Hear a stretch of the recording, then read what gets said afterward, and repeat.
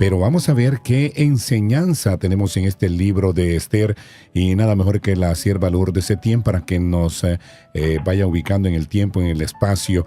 Hermana, todo el contorno de la vida de Esther, eso sucedió allá en Persia y yo le pregunto dónde se encuentra Persia y quiénes son los que están actualmente, quiénes representan a Persia. En este momento Persia pues está representado por Irán. Ajá. Todas las cosas están escritas, hermano. Sí. No hay cosa que no esté escrita. Y esto de Persia pues está escrito en la palabra del rey. Le quiero decir que el imperio persa en la antigüedad se expandía desde la India hasta Etiopía y tenía 127 provincias según el libro de Esther 1:1.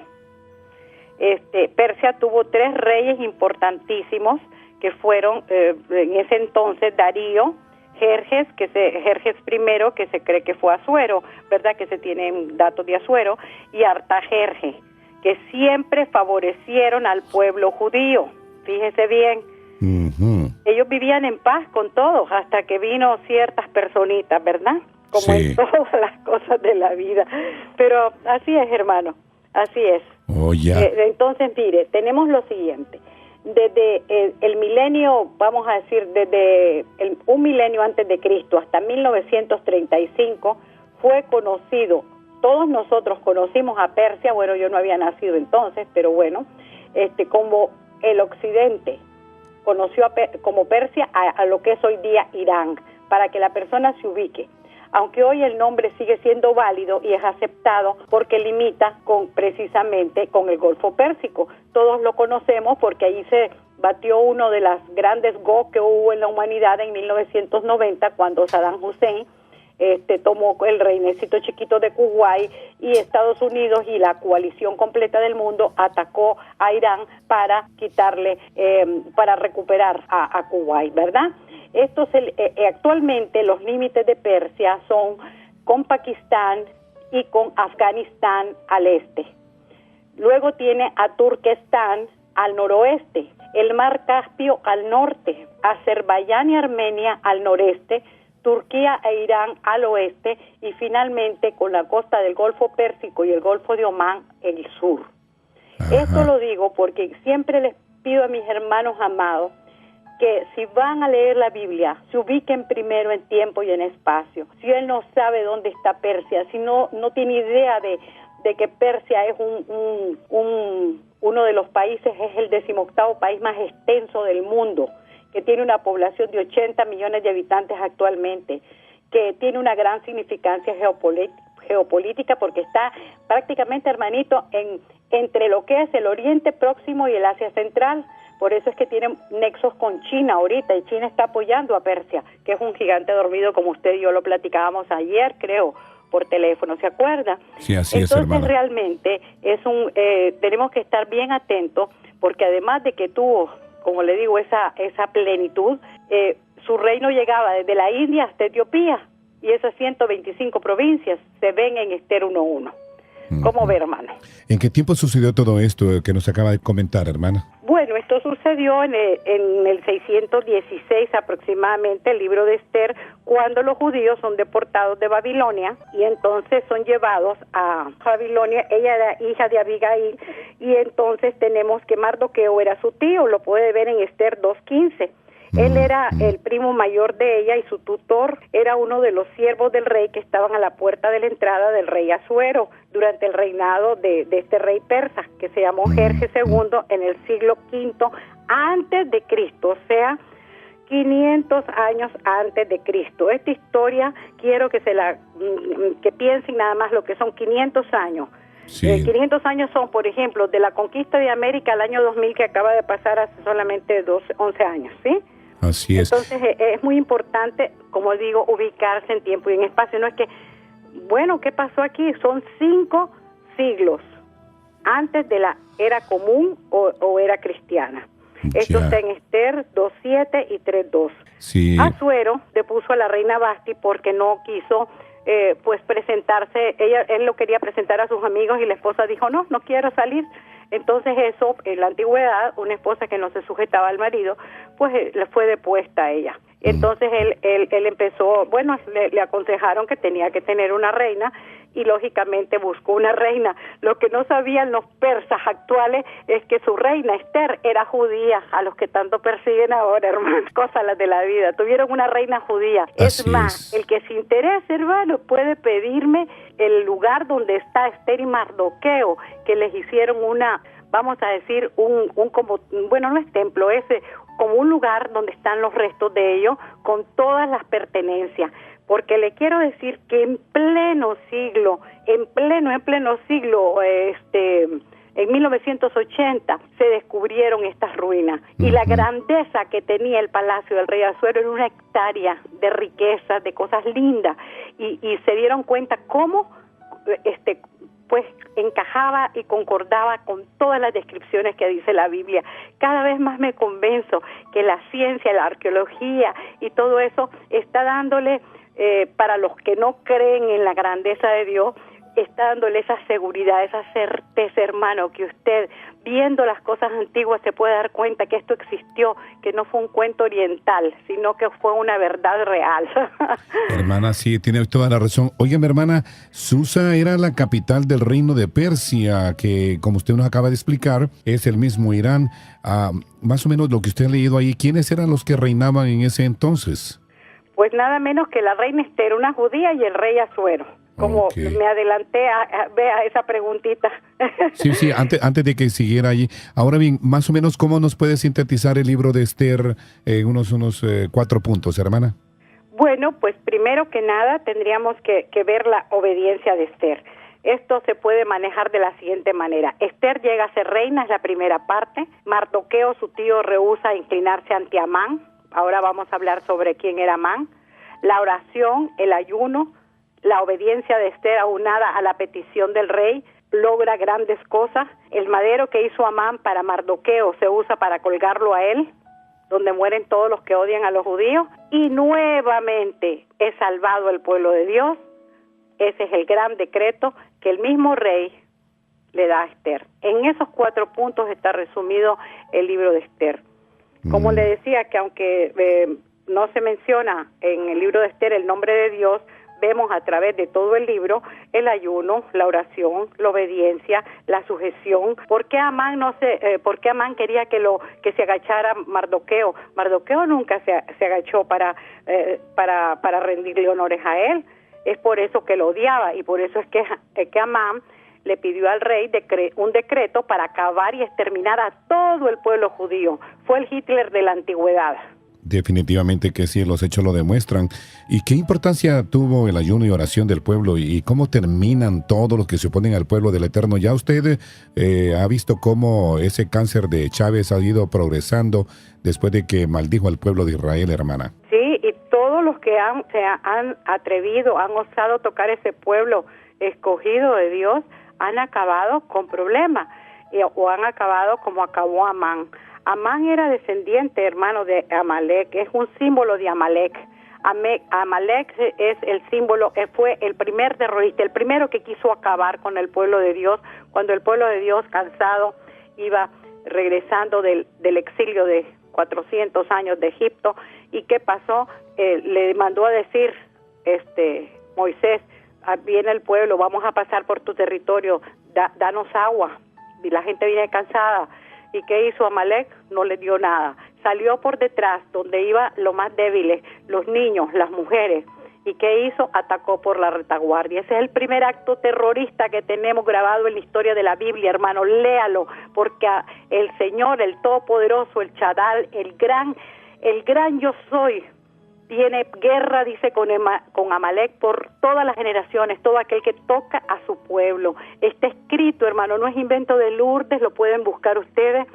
En la pasada simplemente de que salieron de Egipto y pasaron. ¿Qué hizo? Atacó a la retaguardia, donde iban los ancianos, las mujeres y los niños, que caminaban más despacio, y los atacó y diezmó al pueblo. Entonces, desde entonces, el Señor dijo que tendría guerra con Amalek. Amán es una podríamos decir un prototipo de Amalek, porque quiso acabar con el pueblo judío solo porque Mardoqueo no le rendía a él pleitesía. Entonces, lógicamente, pidió al rey, como era su consejero y estaba cerca. Pero ¿qué dice Esther? Déjame ponerme en ayuno y oración, y si perezco, iré a ver al rey, porque ya no podía presentarse delante del rey si no era llamada. Y iré al rey, y si perezco, que perezca, como quien dice, pongo mi vida por delante, pero mi pueblo es mi pueblo. Y entonces el rey extiende el báculo y le dice, ¿qué quieres que te dé? La mitad de mi reino te daré. Entonces ella le dice, no, solo te venía a invitar a una comidita, a un banquete, no una comidita, un banquete.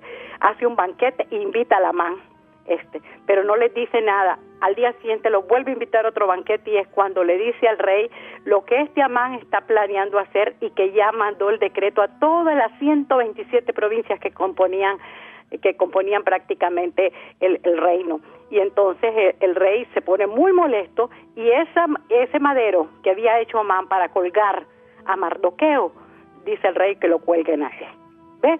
Entonces Esther salva al pueblo, el pueblo hace una gran fiesta, es la fiesta de Purim, que vamos a celebrar el día 7 con un ayuno de todo el día, y miren, en la fiesta se sigue celebrando porque el pueblo de Dios sigue siendo salvado.